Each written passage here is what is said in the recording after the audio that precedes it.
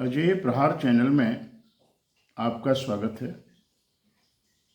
अभी हम सब लोगों ने भीषण गर्मी को झेला है और ये जो भीषण गर्मी आई, इसके लिए प्रकृतिवासी, धरती के निवासी दोषी हैं।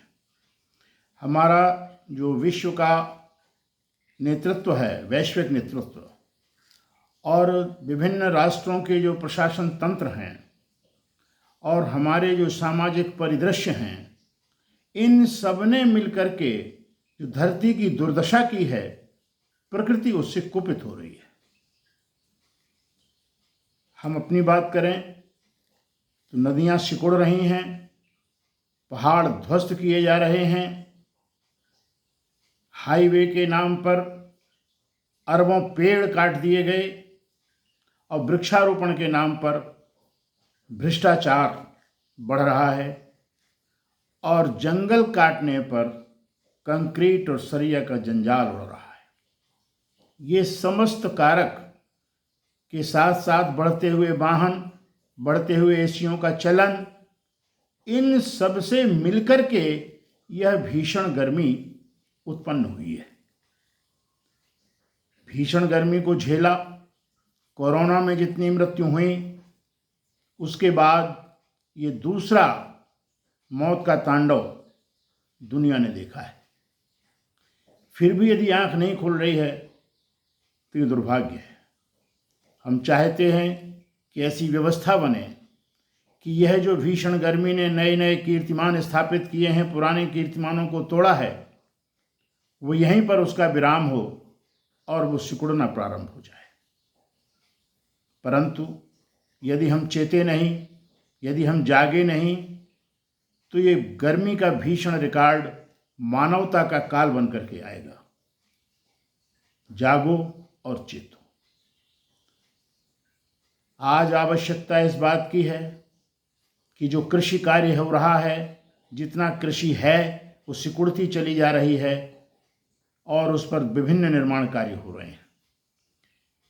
आवश्यकता इस बात की है कि हम उन कृषि कार्यों में जो जंगल विभाग को हम तनख्वाहें दे रहे हैं और वो भ्रष्टाचार मचा करके वृक्षारोपण की बातें करते हैं, बड़े बड़े आंकड़े आते हैं और उसके बाद परिणाम कुछ नहीं निकल रहा है। ऐसी व्यवस्था बने कि उद्यान विभाग और कृषि विभाग और जंगल विभाग किसानों को राजी करे। बहुत से किसान राजी हो जाएंगे।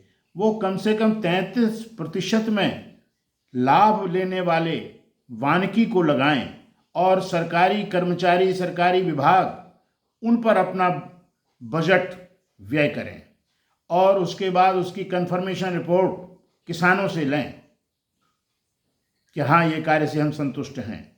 जब वो वृक्ष इनकम देने लगें तब किसानों को वापस कर दी जाए और उस वापसी के बाद जो उससे इनकम आ रही हो, उससे कुछ छोटा प्रतिशत उनसे वापस भी लिया जाए। इस प्रकार की नीति बनाने की आवश्यकता है। लेकिन हमारे नीति निर्माताओं को कुर्सी की दौड़ में ही अपना पूरा समय बर्बाद कर देते हैं, 5-5 साल का, और केवल ढिंढोरा पीटने वाली योजनाएं का ढिंढोरा पीटा जाता है। उससे धरातल पर कोई बहुत लाभ नहीं हो रहा है। ये दुखद है। हमें चेतना होगा, हमें जागना होगा।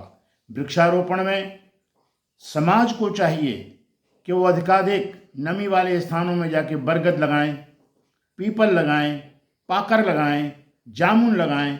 ऐसे फलों, ऐसे वृक्षों को चिन्हित करें जिनके लगाने में मरने का औसत बहुत कम है। वन विभाग केवल आयोजन करके, फोटोग्राफ दे करके, आंकड़े की पेश करके सबको धोखा दे रहा है। इस धोखे से बचने के लिए जनता को जागरूक करना आवश्यकता है। लेकिन दुर्भाग्य है कि हमने अमृतकाल बिता दिया। जागरूकता के नाम पर स्वार्थिक जागरूकता आई है। जागरूकता के नाम पर राष्ट्रीय जागरूकता का भाव है, देश प्रेम की जागरूकता का भाव है, एकता का भाव है। हम जातीय समीकरणों में सिकुड़ते चले जा रहे हैं, वैमनस्य की आग में जलते चले जा रहे हैं और वो जो हमको इस ओर झोंक रहे हैं वो अपने स्वार्थों के बगिया में ऐश कर रहे हैं। यदि हम चेते नहीं तो आने वाला वक्त, आने वाला समय हमको माफ़ नहीं करेगा, क्योंकि जब हम वक्त को बर्बाद करते हैं तो वक्त हमें बर्बाद कर देता है। आवश्यकता है उठें और जागें, पहाड़ों को बचाएं, नदियों को बचाएं और वृक्षारोपण करके देश को शोभित बनाएं और इस गर्मी की आक्रामक मार को कम से कम करने का प्रयास करें। धन्यवाद। जय हिंद।